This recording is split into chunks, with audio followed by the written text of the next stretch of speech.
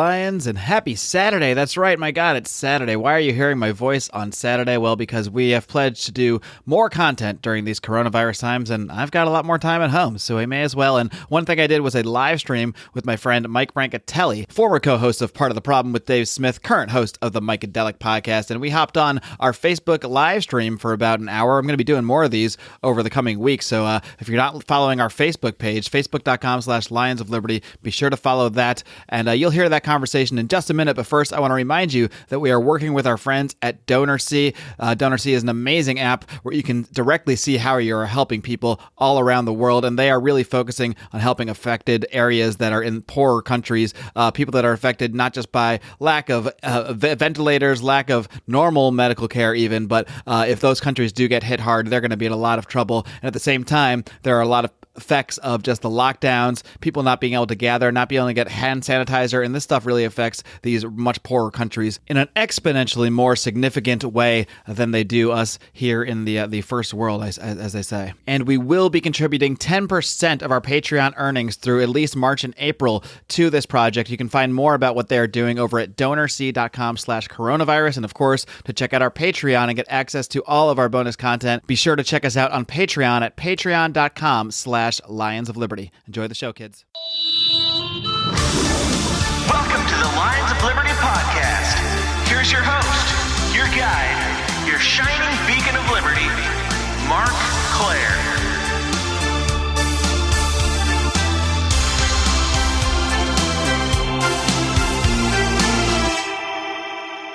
All right, and I am here live with Mike Brancatelli. I'm here. We're live streaming to Facebook, our public Facebook page, because it's the age of Corona, and we're doing more content. We're doing more things, and we're here to talk about stuff. So, Mike, how are things? What's been up with you? Yeah, nothing much. Just typical day. No, actually, I mean, really, it's you titled this "How to Stay Sane." And today's the first day that I'm actually kind of like teetering on the brink of insanity. Yeah, I'm not sure I'm the expert that should be addressing this topic per se. Maybe neither of us are, because I haven't felt particularly sane lately. I felt sane, but I felt for the first time. Does it feel like to you, like for years? I mean, I remember when I was first getting into libertarianism, I listened to like a lot of Alex Jones and watched a lot of sci-fi. I still watch a lot of sci-fi. We always come up with these nightmare scenarios about the police state coming in, being under martial law, pandemics, these sort of things that have always been things that we've talked about the possibility of. But when it actually is happening and it actually is feeling like the sci-fi thing. I mean, even 9/11 to me was scary, but I don't know. This feels totally different. There's many similarities, but to me, this feels like so much more global in effect, because it is. That's why it's called a pandemic. And but to see like not just like, okay, in 9/11, we had the Patriot Act, we had war starting, we had the United States doing all sorts of terrible things. This just feels like suddenly the world is under martial law, whereas like 2 weeks ago everything seemed relatively normal. Coronavirus was something I heard about in the background. It was kind of like swine flu or bird flu or all these other flus we've heard about but never really affected our way of life. And then suddenly here we are. So, what are your thoughts? How is this played out for you? It's so interesting, Mark. It's like, it's so crazy to think 2 weeks ago that like all the terminology and all of the language and all of the new social norms that are being enforced, and not just being enforced by top-down government, but like, people kind of like quarantine shaming each other or whatever, stay home, social distancing, like all this new stuff. It's just amazing how quickly it all took off and how we've all kind of like assimilated to this like new state of normalcy. And of course, my mind always goes to what's going on. Like what are the powers that be gonna do? And you could go, and I have, and I know you're a conspiracy guy, and you like you mentioned, you started off that way. You're just like them. You're trying to label me too. Oh wait, I labeled myself that way a few minutes ago. Never mind. Right. But I think open-minded, healthy doses of multiple perspectives is always good, right? So you could get lost in all these stories, and I kind of have been a little bit, but I want to stay sane. So the thing that's helping me stay sane is just grounding me in the fact that, just trying to control like what I control, and also knowing that power wants more power, and never let a good crisis go to waste, as Rahm Emanuel said. So I think we could take, the governments of the world are definitely acting in that way. I think it's time for also the people to act that way too. Like, don't let this go to waste. Like, start paying attention, start like preparing a little bit more for things that are going to roll out, because there's going to be changes. We just don't know exactly what they're all going to be yet. How prepared, as prepared as you can be, did you feel for something like this when it actually played out? Because for me, like, for years, I was sort of like a prepper. I was the kind of person who'd always be buying like canned foods, like extra waters. For years and years and years, I had a house in Los Angeles where I was building up all this stuff. And then over time, a lot of that stuff expired. I moved out of that house. I'm now in a much smaller bachelor pad type place. And I never really ended up replacing that stock, at least not to a comfortable level. So like, I suddenly found myself thinking like, man, I don't feel prepared at all for this run on groceries. I happen to make a Costco run not long before the toilet paper ran out, so I'm pretty lucky. Maybe I shouldn't have said that publicly, because now I might have people beating down my door for toilet paper. But I felt myself very uneasy. Like I have all this knowledge. I've had all these thoughts about preparing. I've done it even over the years in so many ways. And then this kind of caught me off guard. And suddenly I realized, like, even someone like me who has the mindset to be prepared and who has prepared in many ways felt so unprepared. I can't imagine what it's like for someone who never even thought that, a trip to the grocery store would be even something to even be worried about getting everything you want. Yeah. Well, don't beat yourself up about it, Mark, because you obviously you're in the right mind frame, and it's like, it is hard too sometimes when it's not so ever present in our face, and we kind of do forget. I mean, we're just human beings. It can be a little difficult to always be in that prepared mindset. And it does take a lot of, cognitive energy to kind of always be thinking about what's coming next and whatnot. But yeah, I think, being a little prepared is always a good thing. And I hope now people take that more seriously, just have some backups, have some rations, and, really just also be prepared with your health too. Like, like a lot of all the talk that we're hearing from these centralized institutions, the WHO and the CDC, and, it's all about like vaccines and all this like medical monopoly, medical tyranny, almost. And it's like, maybe we should be talking about preparing people with like boosting their immunity in more natural, holistic ways, healthier ways, from food, from vitamins, supplements, so that kind of preparedness as well, I think. And regardless of the efficacy of vaccines, I feel like for many, it's sort of a immunity cop out. It's kind of like, oh, don't worry, we shoot out your kids with all this stuff when they're really young. We'll pump them full of these needles. They're going to be fine.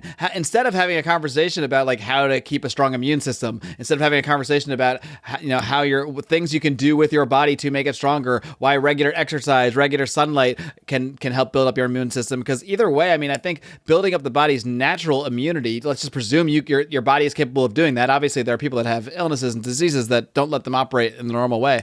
But I think if we have a choice between building natural immunity by keeping our bodies really healthy and having our bodies create antibodies in the way that they do, that just seems like, if all things were equal, a better way to go than just injecting us with a bunch of stuff when we're young and then never addressing that part, never addressing all the reasons that our bodies don't fight disease as well in certain times. Why do we even have a flu season? It's because we have winter. It's because we get less sun.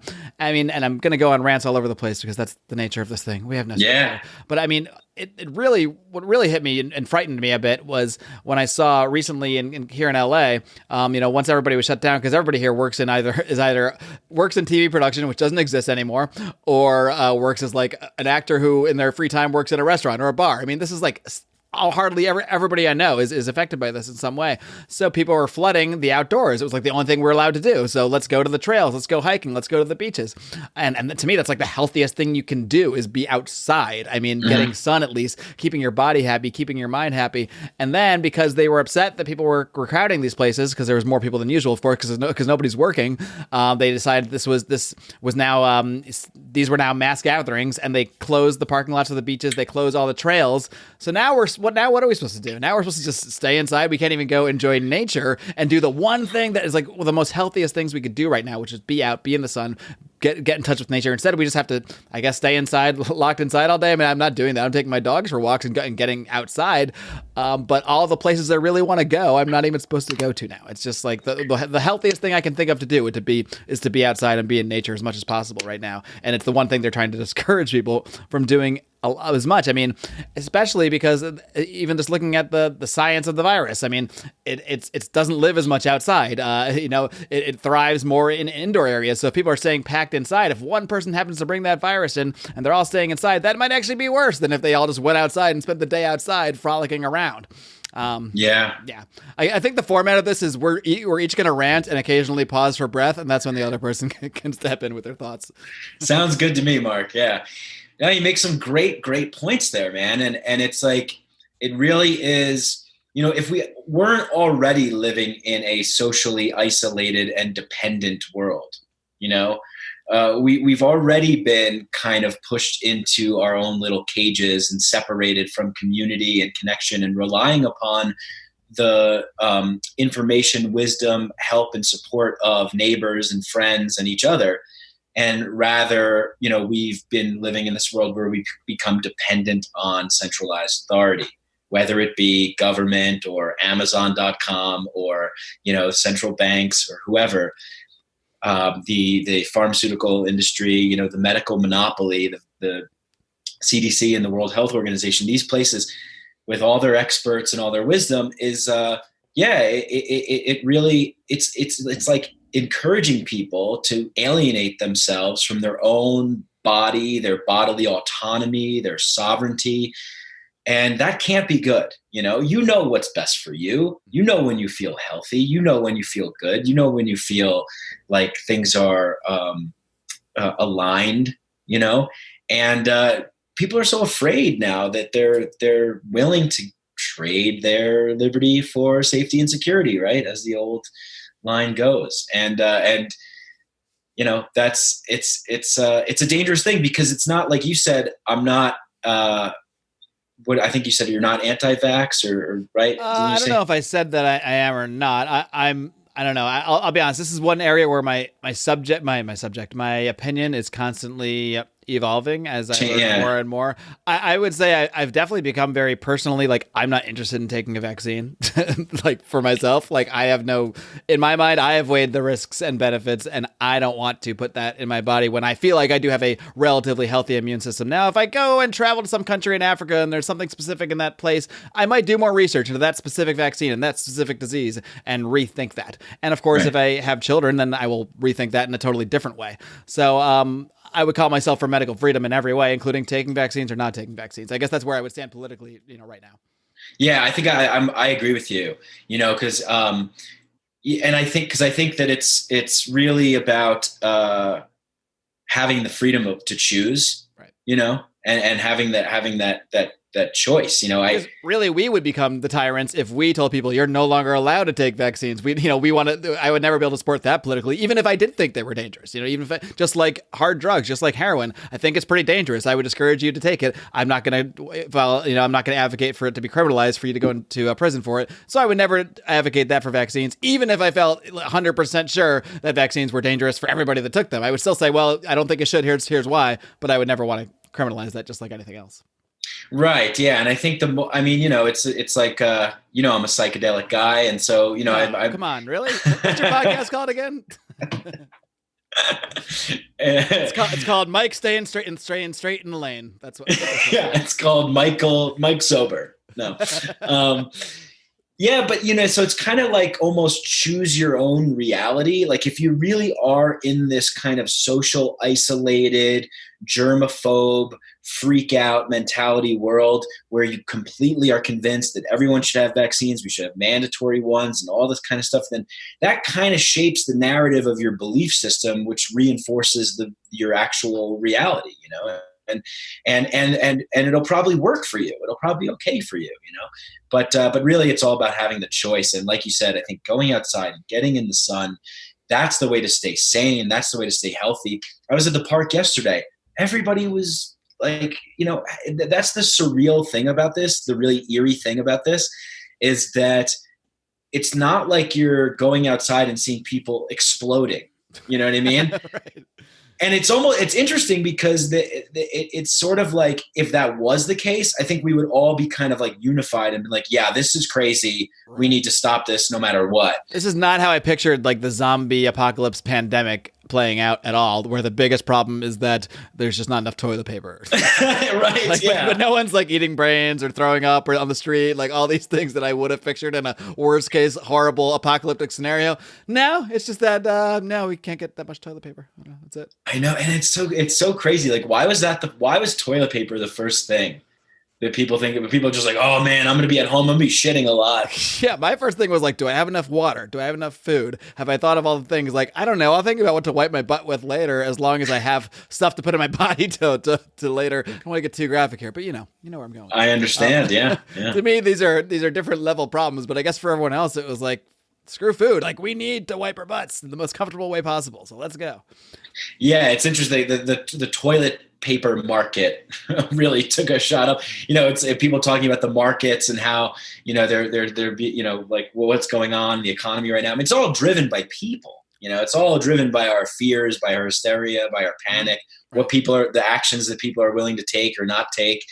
And that's people's biggest fears, apparently, isn't it? Not being able to reach over and have the comfort of the toilet paper right there. Yeah, a nice 2-ply soft comfort. I mean, I'm looking around my room right now. This office I'm in. I'm thinking about what are all the things in here that I could use as toilet paper if it came down to it. There's a pine cone right here, so I'm not going to use the closest thing to me. But why is there a pine cone in my office? This is a whole question for a whole nother day. I would advise against that, Mark, unless you really want to create another hole, another opening. Yeah, I think that's going to add to my issues more than anything else. Yeah. Yeah, it's and another option is there's this great company, Hello Tushy or Tushy. I think I had them as a sponsor at one point back in the day when I was on part of the problem. Then they listen to your show and they're like, wait a minute, we cannot support this. No, but they're great. They're a bidet. They're a bidet company. Oh, so awesome. They make bidets. So it's like, if worse comes to worse, at the end of the day, just use some water. At the end of a day, get a bidet. I don't know if that's their slogan, but that could be it. Yeah. But anyway, yeah. I mean, it's just it's interesting. Like the fear, the kind of what gets like driven into people's minds, and then that becomes the thing, and then everybody acts on that one thing. I mean, it's amazing. There's a one-pointed narrative right now. It's like coronavirus, COVID-19, the pandemic. What's going to happen? And so if we're also going to kind of talk more about staying sane, I would say turn off the news, like turn off the mainstream media news, the propaganda fear factory. Because it's interesting in times like this when it's a worldwide thing that's going on. A lot of people are turning to, where's the voice that I trust? Like, where do I get the information, from? Mm-hmm. And, I would say don't get it from the mainstream media. I will say, do you find this at all happens to you? Sometimes, like, I feel like it's outside of my actual Lions of Liberty fans and the people I interact with, sometimes you feel like you're just a voice in the wilderness, like to your regular people, your regular group of friends that aren't the ones that follow your podcast and follow everything you do. But I do find sometimes in times of major crises or major world events, I do find some of those people that I often think aren't paying attention or just don't take me seriously, kind of asking some questions, Yes. Sometimes like, what do you think about that? And it makes you realize like, there's just another reason to always keep your voice out there, even if you feel like you're not having an impact, because people are noticing in their own backgrounds who's out there being vocal about things and who is at least, even if they don't agree with, is at least generally knowledgeable on the things they're talking about. You can disagree with my conclusions, but most people I know probably would at least agree that I generally have an idea of what's going on, or I'm someone they can at least ask an opinion about. And I do see a lot more of those questions coming in times like these. And I don't always have the answers. Like sometimes I'm just like, I don't know, man, this is crazy. Like I'm in this too. Like, I don't know exactly how this is going to play out at all. I like to think in 2 weeks we snap our fingers and we're back to the old world, but I sadly that is not how it feels like it's going to be at all. Especially when you see all these headlines. Just anytime I hop on Twitter or Facebook, which is also probably dangerous to do, just as dangerous as watching the media. True. I see experts, of course. It's always the experts telling us what we got to do. Right. The experts saying we might need to be prepared to live with this for the next 18 months. Well, we can't live with this for the next 18 months. We'll be in a worse than a Great Depression. I mean, we'll have no economy, and more people will be dead from that than will be dead from a virus. There's no doubt about it. And if the economy crashes, so did the hospitals, so does everything else. I mean, it'll all have a huge trickle-down effect. Since I don't know where I was going with this, it seems like a good time for you to step back. Yeah. I mean, because it's interesting because like I'm reading stuff and watching stuff that's like saying, well, this is the coordinated effort, to take advantage of a crisis, to install a global digital currency, give everybody a basic income and, that kind of thing, make people more dependent, more incremental socialist kinds of policies and things like that. So, and it's interesting because in a time like this, I feel like more people will be like willing to accept that, so it's maybe the collapse of the economy is something that they want, or they, whatever. The mysterious they. What's your opinion on they? Because my opinion has evolved over the years. I think when I was young, I think people know what I'm talking about. Whenever people reference what they are doing in the background, sort of the behind-the-scenes players, I have no doubt they exist in an extent. I don't think they is as monolithic as I used to think. I think I used to think they was literally like the cigarette-smoking man from the X-Files back there, making all the decisions and cackling away while everything played out. Now I think they is, in the sense, is there are powerful people in this world, no doubt. And many of those powerful people have very powerful vested interests in many things. And those people certainly do manipulate things behind the scenes in ways they can control, while other power players are also doing that. Oftentimes those players work together. Oftentimes they work against each other. And at the end of the day, we're often just caught in the middle dealing with the consequences of all these things. But I don't think it's sort of I don't think there's three guys in the room that decide everything. But what do you think? Who are they? Yeah, I agree with you. Because we're all human beings. We all have differing opinions, even if we sort of believe the same thing. Even in libertarianism, you have different factions and different groups and different people that believe in different things. You have the anarchists and you have the minarchists, so to speak, and all these. Just even the people that distrust government. You have like the Q people, the cult of Q, and like all these. So it's. Everybody has different opinions. So why would it be any different at the top? The powers that be, there's powerful people in the world, but they disagree. They have different opinions and they're vying for power. Everyone wants to vie for more power. So I always think of it in a way of like, if you're in charge of a group of people and, say like my cousin owns a restaurant, so he's in charge of like 10, 12 people that work there or whatever.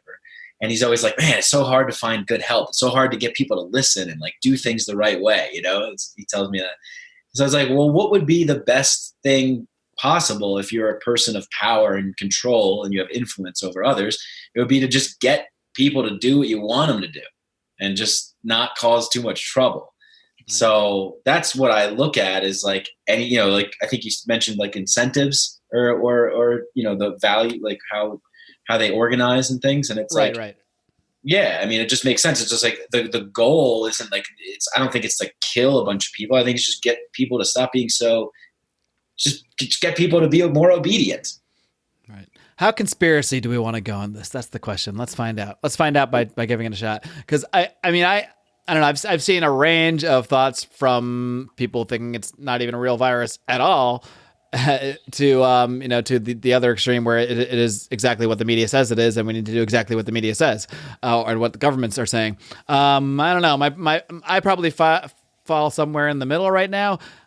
It does seem to be. I mean, I've seen many people that I trust in the sense of the ability to break down issues like this that seem to think it's a real virus, that I'm going to say I think it is, because I'm not going to claim it's not a real virus or anything like that.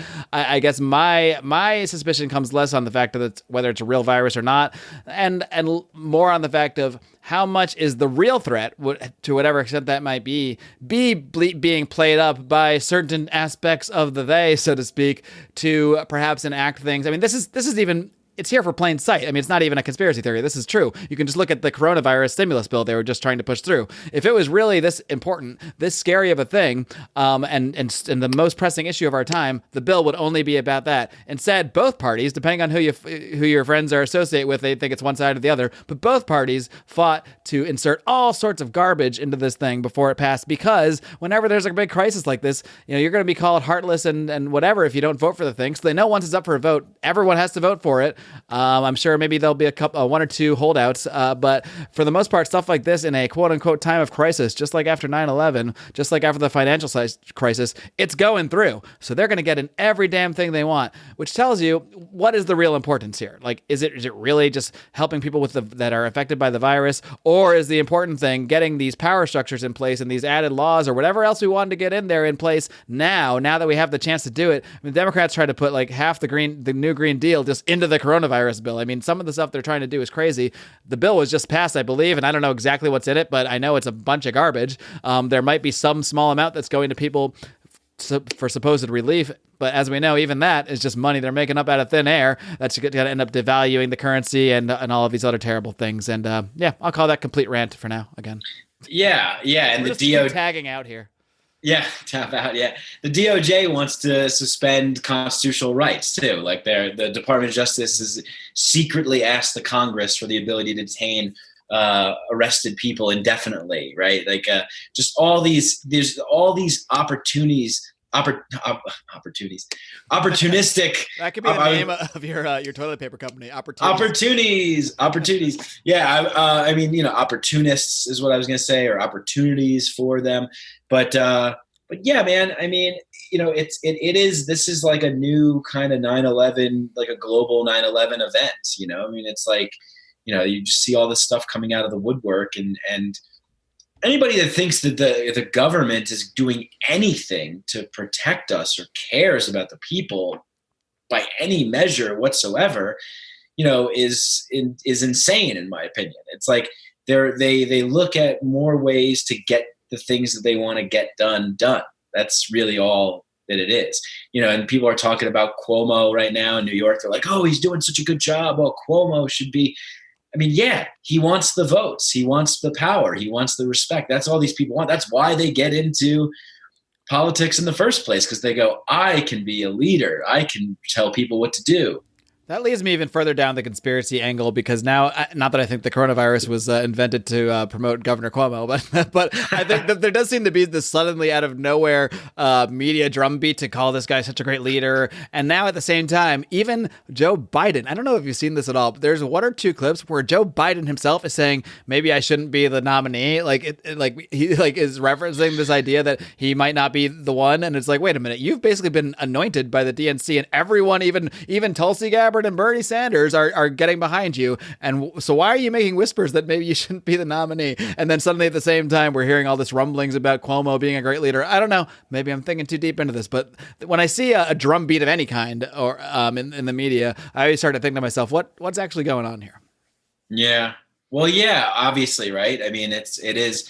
And it's so difficult to really know. But I think I always try and take the position of I know there's one thing that I know, and that one thing that I know is that power corrupts, and absolute power corrupts absolutely, and that people of power, all they want is more control. If you look at the history of civilization, how do we understand history? We usually understand history, and we're taught history in the state-run school system, to understand it by the rise and fall of empires, the Byzantine Empire, the Ottoman Empire, the Roman Empire, whatever it is.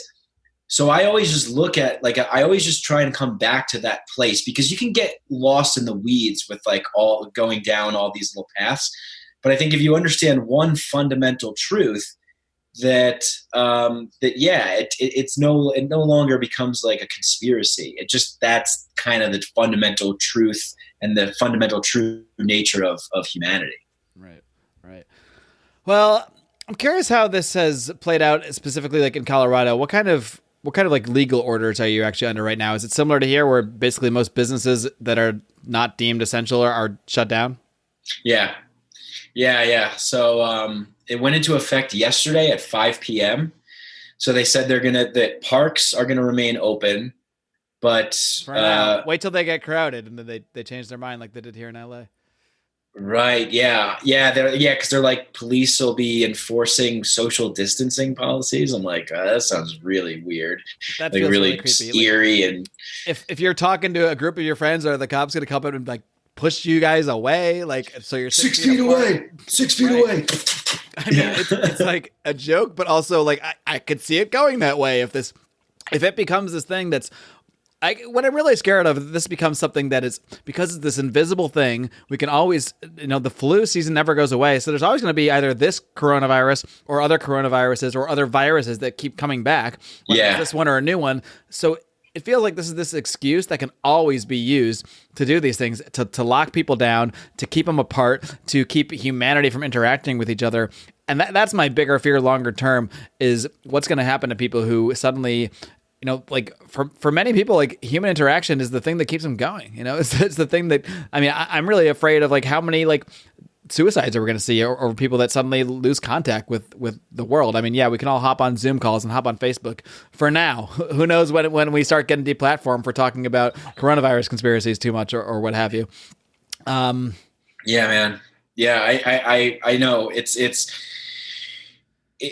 that's why it is the new 9/11 event, because the whole world basically has become a germaphobe now, now it's so embedded in the public consciousness because of the repetition of the state, mouthpiece media, just, be afraid, this virus, it's spreading, flatten the curve, all this kind of stuff. So all this stuff becomes a new normal. It is scary because it's, we do need each other, and we need sun, and we need, social interaction. We need to be like physically feel the presence of each other's energetic, conscious human, meat suit, it's not enough to just be, have you ever spent time just alone and not coming in contact with any other human being for like a week or more? It's really, you start to really feel sick, So maybe, we want to get deep down the rabbit hole. It's like, I do. Yeah. Let's go all the way down. This whole social isolation, distancing, quarantining thing, it's probably going to make people more sick, Right. and then we'll be more susceptible to mandated orders and things like that coming down that are going to try and help us from our sickness, in the form of pills and vaccines or whatever. That's the thing. Whether it's a grand conspiracy to put us under control, or whether it's just normal government stuff where politicians are just flailing away and doing whatever they think they need to do, the results might just be the same either way. If we don't stand up and find a way to change this can't become the new normal. I mean, this needs to be really, really fought, because we're going to lose ourselves as humans if we don't interact, if we don't go into nature. I mean, people are saying, yeah, we just need to do this for now, just to flatten the curve, like you said, or whatever it is, but it's not going to go away. So then let's say everything calms down and maybe they see enough cases dropping, or they do enough testing that they feel people can go back to work in 2 or 3 weeks. Okay. And what happens in a couple months or a month or two when it comes back and they say, oh, there's all these new cases now. So then what then? We have to shut down again. We have to social distance again. We have to just keep returning to a solitary way of life. And I know we were going to talk about how to stay sane. Maybe we're just going to drive people more insane right now, but we'll get to some other things in a minute. This is good. I think this is good. This is good information, because this keeps you sane. Yeah. Yes. Yeah. To know that there are other people out there that are having these thoughts. It's not just like you sitting at home thinking these crazy things. It's also me and Mike and probably some other people around there. Yeah. Yeah. And the kind of medical monopoly, martial law, state, whatever is going to happen or whatever, that's not so pleasant. But also the other thing that I worry about too, that we've seen unfold for the past 4 or 5 years or whatever, is with social justice warriors is now going to be social distancing warriors. Yeah. It's like, I already see it. I see people here in Denver,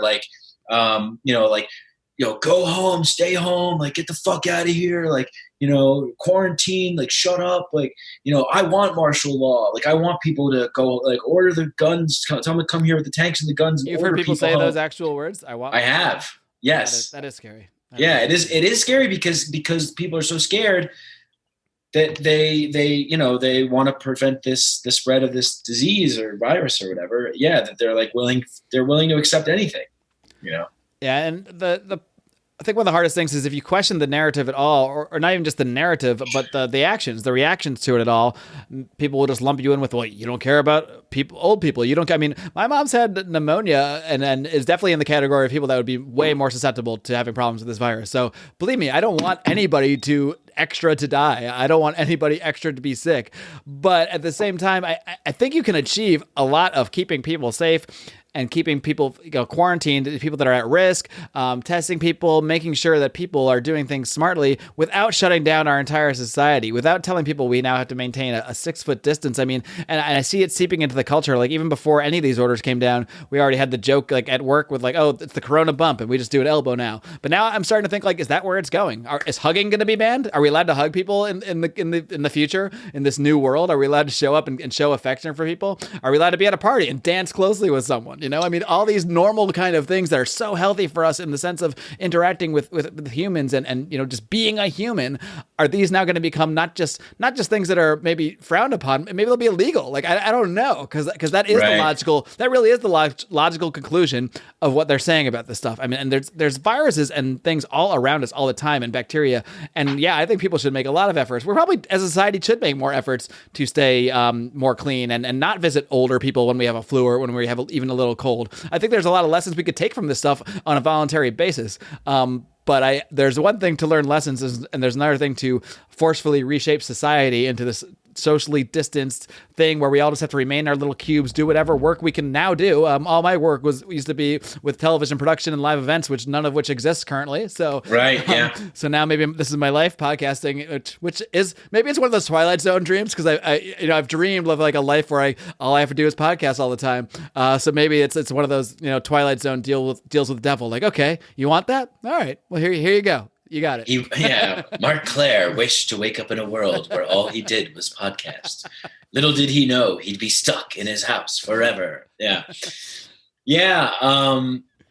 Well, I got it. I mean, this is what's happening. So sorry, everybody. I made the wish.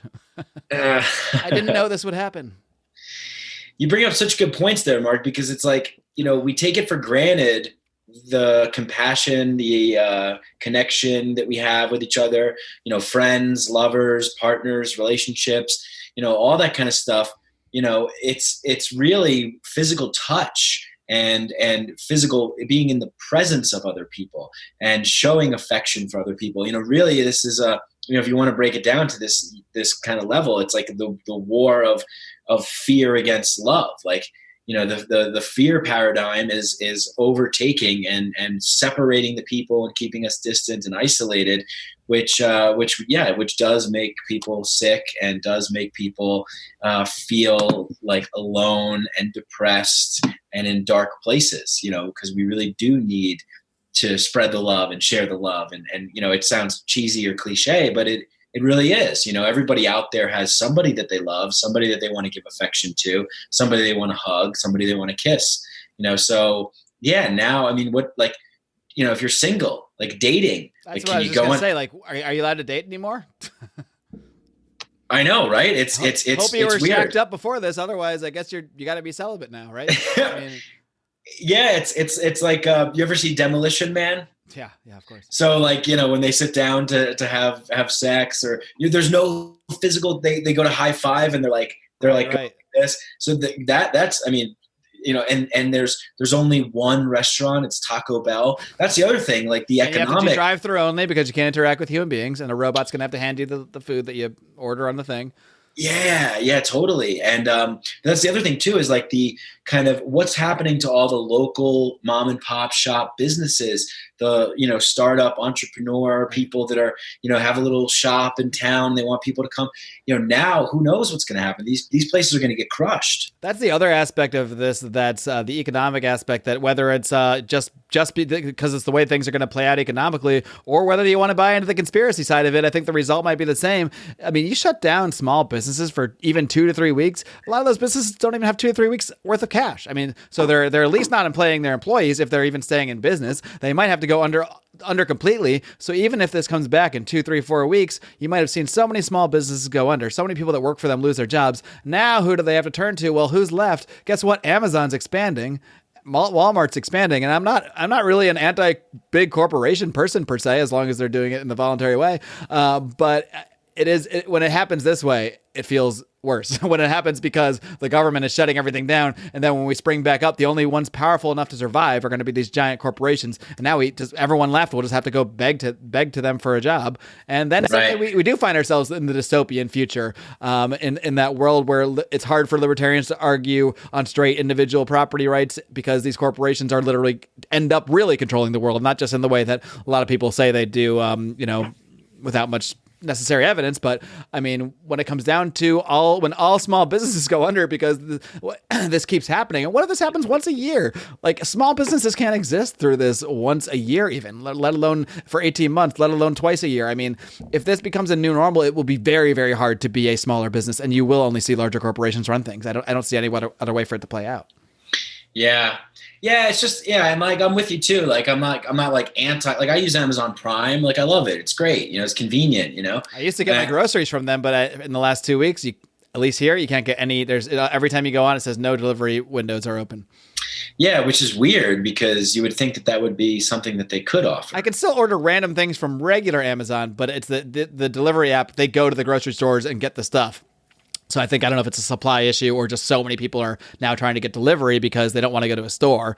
Whatever it is, I can't be lazy anymore. Now I have to go leave my house. Ironically, the one thing I didn't want to leave my house for before, I now do have to go leave my house for to go get groceries.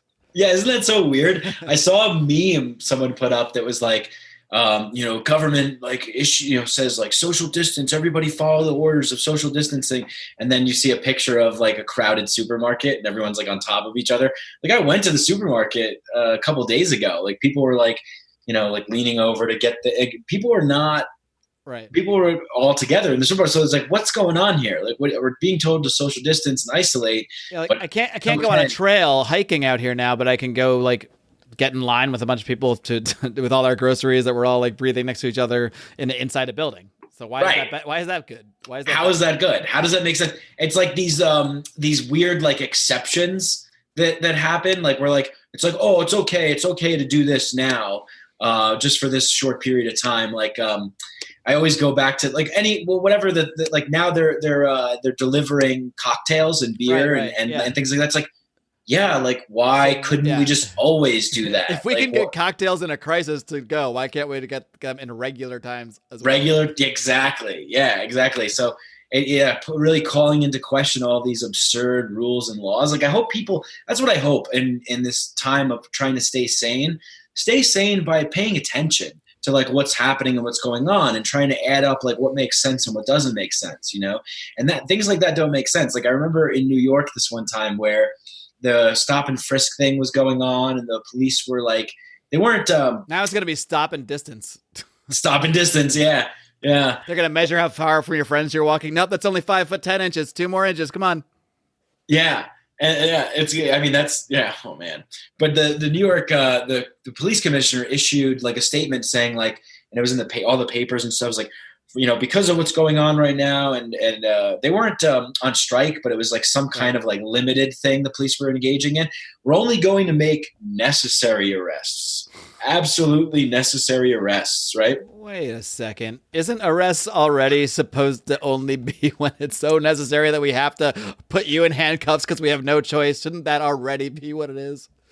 Yeah, and the prisons are now releasing nonviolent criminals. Otherwise, peaceful people, nonviolent drug offenders, people that are in jail for victimless crimes. It really is a time for libertarian talking points in so many ways, because if it really is proving by the fact they can turn this stuff off and the world doesn't burn except for the coronavirus stuff.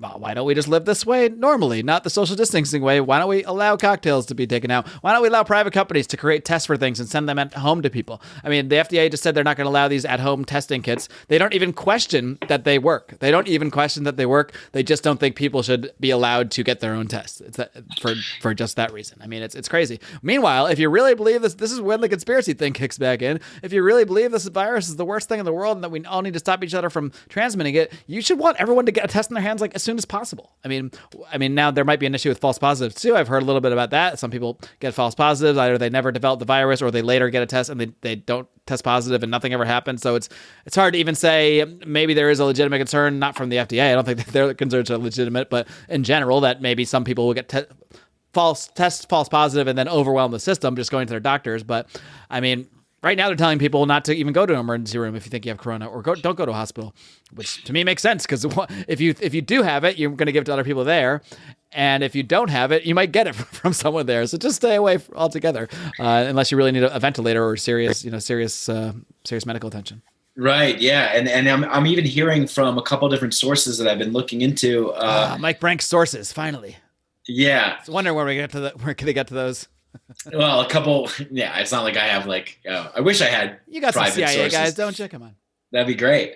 But no, just, going online and just looking at different people as what I do is what I encourage everyone to do. Don't just listen to one person or one narrative or one channel or whatever. Go and find a diverse range of differing opinions and, from all over, and kind of put it together for yourself. But one of them was they were talking even about how these tests aren't even that accurate to identify the COVID-19 coronavirus, that, because the symptoms are so similar to flu symptoms. And I mean, it's coronavirus. This is a coronavirus. COVID-19 is a version of a coronavirus. Right. They're calling it a novel one because there's no vaccine, I guess, for it. And there's, it hasn't been seen before, but it is just kind of an exaggerated flu virus, where you have very similar symptoms like fever, cough, these kinds of things.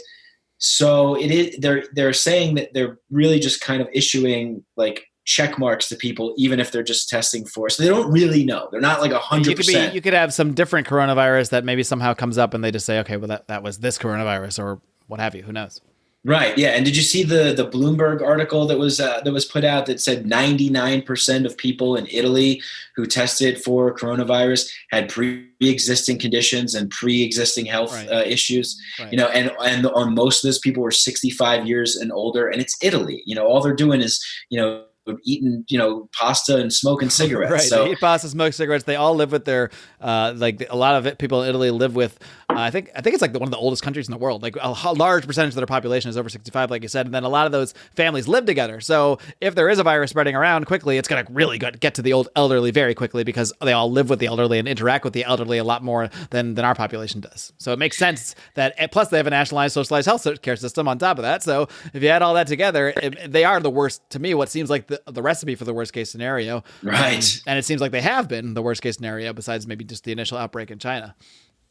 Right. Yeah. And the media perception, though, to scare people in America is, look at this white, right. Sort of normal country. This happened to people that are kind of like people, Exactly. Yeah. But really, you brought up a good point. This nationalized, socialized healthcare system. Yeah, they're completely they can't handle this. It's not efficient. They can't adjust. They can't, make adjust to new changes or anything like that. Not that the U.S. healthcare system necessarily can, but they certainly can more so than a country who's basically entirely nationalized like Italy. Yeah. Go home, rub some garlic on it. You'll be fine. But yeah, I think it's really, I'm not saying that this isn't bad. I'm not saying that people aren't dying from this. I'm not, denying it in any way, shape, or form. I'm just saying that I think that what's going on is that, I don't trust the Chinese communist dictatorship to report accurate information, right? I don't trust also a corrupt, inefficient, social, government of Italy to report accurate information. And I don't trust the United States government, and I don't trust the World Health Organization, the CDC. I don't really trust any of those sources, and I don't trust. They could be downplaying it or upplaying it. I really have no idea. That's the thing. Yeah, I don't know. Maybe it's way worse than we even know. Maybe everyone in the world has it, and we're all ticking time bombs. I have no idea. That's the thing. I don't know, and I think also being in that a way to stay sane is to be open to not knowing. Yeah. Be open to not knowing and being open to new information, because as soon as you form and shape your narrative, you close yourself off to any possibility of new information, because you'll form and shape your narrative, and then you'll rationalize and justify everything that comes your way. As soon as you decide and libertarians have a big problem with this, even with our own philosophy. As soon as you decide exactly what it is and exactly how everything should be interpreted from there, then you become someone that is just like the people you were kind of arguing against before. You're closed off now. Now you're not open to other people's point of view. Maybe there is something, even if you know the pure exact libertarian ideology. I don't know. Maybe there's something you didn't think about in a certain way. Maybe there's always something you can learn. There's always, as long as you're open-minded. You don't need to be proven wrong. You just need to listen to what other people are saying and see their perspective. And then you can say, well, here's my perspective. And that's why I think my vision is right. But when you decide it, and you decide it as this concrete thing, then you just defend the fort. You're not actually trying to interact and engage and grow the community. You're just living in your own metaphorical sort of quarantine, so to speak. Your ideological quarantine. Yeah, which is comforting. It can be comforting, but you can sit there and say, I know I'm right. Everyone around me is crazy, and well, gosh darn it, here I am. I guess I'll just defend the fort, and I'll go down knowing I was right. Yeah. I mean, and again, just to bring it back to, I just think that the one thing that's definitely for certain is that this is going to change things. We're not really going to go back to normal. There's going to be a new normal, depending on how, we'll see how severe that is. But I mean, it's, the government tiptoe, the boiling of the frog, as they like to do, is like little incremental changes and make things, normalize things, and then advance a little bit, get people on board. With this has gone so extreme that even if they take it back 80% and keep the 20, we're still drastically changed. Yeah. And it's interesting because it's like, I'm not one of these people that thinks that we're going to be, in FEMA prison camps and shackled to the floor eating gruel all day. Right. I really think that the scariest thing for me is like the people who blindly obey and follow orders. Mm-hmm. The ordinary men and women who now all of a sudden, go on the kind of, attack and ask for you to conform and for you to adapt, right. Like, how do you get police and military on board to like carry out, more draconian orders and things like that? It's not, you wouldn't be able to do it with like a, this kind of like an evil muhaha agenda. But if you do it in terms of like, hey, there's a virus and we got to keep people safe, right. Then it's like, yeah, totally. Yeah. Like, martial law, whatever, lock it down. Well, let's wrap up on maybe some more positive vibes, positive thoughts about what we can do, because there's two ways to look at the world. You can look at it and be upset about the things going on around you and just kind of, wallow in it and be upset about it, or you can just take a sort of inventory and say, all right, here's these things happening. There's certain things I can't control. I can't control if a state governor issues some decree that we can't do certain things or that businesses need to be shut down. The only things I can really control are the things I control. That's sort of a circular statement, but I can control what I do. I can control how I react to things. I can control what I do with my life. So, I mean, for me, like, I'm a big proponent, a big fan of this thing called DDP Yoga. It's this old wrestler, Diamond Dallas Page, that made his sort of yoga thing. I should probably get him on and have him as a sponsor. Bang! Anyway, I've done that every morning since I've been at home, and that's just like how I start my day. And then I have a shower, and like at least that's the way it's like I'm in a routine. I'm doing exercise. I'm doing something healthy for myself, and then I'm going out and walking my dogs and having a shower. Like I'm doing routine things so that I'm not just feeling like I'm some bum who's at home.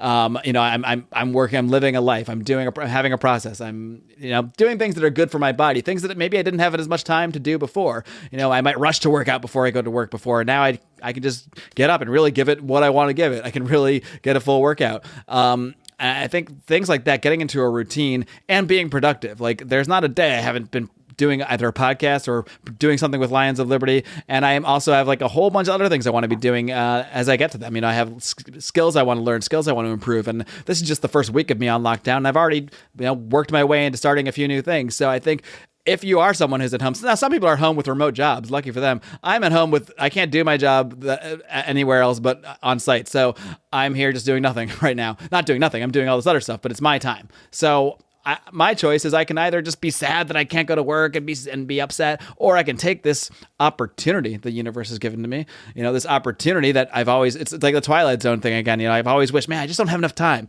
I just don't have enough time to work out as much, to develop this skill, to learn this thing.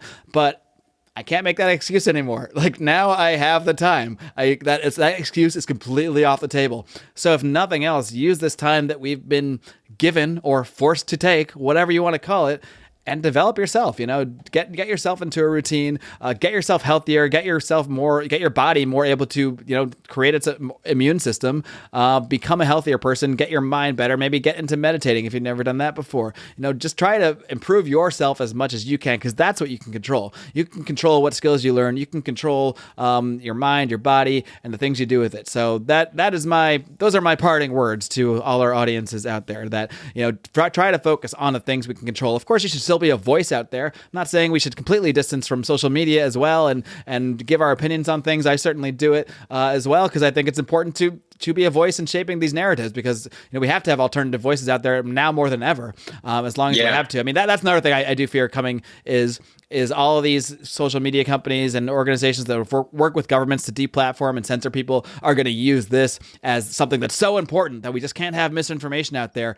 And I don't know about guests are not talking about coronavirus. You could probably argue it's probably true that in this last hour there's been misinformation. Like I'm sure one of us said something wrong, or one of us had a theory that is not true. Because we're just tossing stuff against the wall. Well, what happens when they start, taking that and saying, well, now you're spreading disinformation about corona, so we got to take you down. That's the kind of thing that worries me. Anyway, I meant to end on a positive note, and then I veered back into a dystopian nightmare for a minute, but I'll let you take it away and wrap things up. Sure. Yeah, no, I love your positive note. When we think about what the most valuable resource is, like when I think about that, I always think about time as being the most valuable resource, And, when we have time to ourselves, we're really kind of like able to take this opportunity to take the power back almost in a sense, and really empower ourselves to be less dependent on sort of the marching orders of the tick-tock of the clock, the masters of time and reality in our world. There was a time in the world when we as a culture, as a civilization, whatever, traded time for other things. We've outsourced other things, so to speak. But there was a time when more people had more time, when more people were more connected, when you spent your time farming on the land and you grew your own vegetables. But people were more empowered. They knew how to do things. They knew how to fix things. They had real tangible skills that actually directly impacted quality of life and satisfaction. I think because we can all agree that nobody really has a great time in social isolation. We all have great times when we're with people, when we're with community. So, I think that taking this time to improve yourself is the best possible thing that you can do. If you have a yard, if you have something, see if you can start growing some food or doing things like that. And the reason why I'm saying all this is because I think these skills are going to be really, really important to become more self-reliant and less dependent on the, technocratic power elite. And then you don't need to freak out quite as much. Obviously no one wants a pandemic or no one wants to be closed in or locked down. But the more you get yourself prepared, whether it's your skills, preparing your body to fight off sicknesses, or preparing yourself by just making sure you have enough food and water, the more you do little things like that, the more you will be prepared if these things continue to come back, or when something else entirely different that we haven't even thought of happens. There's no downside. There's literally no downside to improving yourself, I guess is the point. So you may as well take this opportunity to do that, because what else you got to do? That's right. There's the silver lining. take the opportunity to improve yourself. Like there's literally no downside. If no one's ever said, oh man, I improved myself for nothing. Damn it. I lost 15 pounds and I'm all jacked for nothing. Right. I feel good and I'm getting sunshine. I'm eating healthy and my immune system is strong. And man, I learned 2 new languages and now I know how to edit video and man, this sucks. All for nothing. This is brutal. Now I'm just going back to life. All for nothing. Darn it. Yeah, this is the opportunity for people to, this is the opportunity for the empowered individual. I think, like we're at home where we have time, you can waste it, but I say take advantage of it.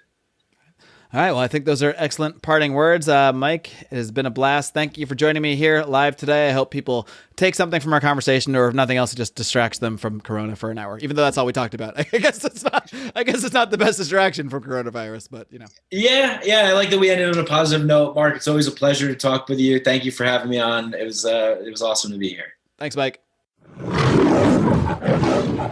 All right, kitty cats, and I hope you enjoyed this little Saturday bonus edition of Lions of Liberty. I gave you this one commercial free, but just want to remind you before I sign off to please check out our Patreon, patreon.com/Lions of Liberty. All the bonus content, including this live stream with Mike Brancatelli, is always available to our patrons first and foremost, along with all sorts of other stuff we're doing. And of course, you can dip your toe in the water, check out the live streams in our Pride Facebook group by joining as a Lion Cub for as little as $2 a month. And no matter what level you pledge at, 10% of your pledge will go towards supporting our friends at DonorSee and their response to the coronavirus and all the fallout, especially how it's hitting poorer countries around the world. So please do check that out. Patreon.com/Lions of Liberty and DonorSee.com/coronavirus. Friends, we will have the normal Monday show coming at you in just a couple days here. I interviewed a really amazing guy named Michael Chaney. Some of you might have heard him on the Tom Woods Show before. A great entrepreneur, great libertarian. Had an awesome conversation with him. And of course, we do talk a lot about the effects of coronavirus and what's going on in the UK. He is based out of Scotland. So look forward to that one on Monday. And please do follow our Facebook page, facebook.com/Lions of Liberty.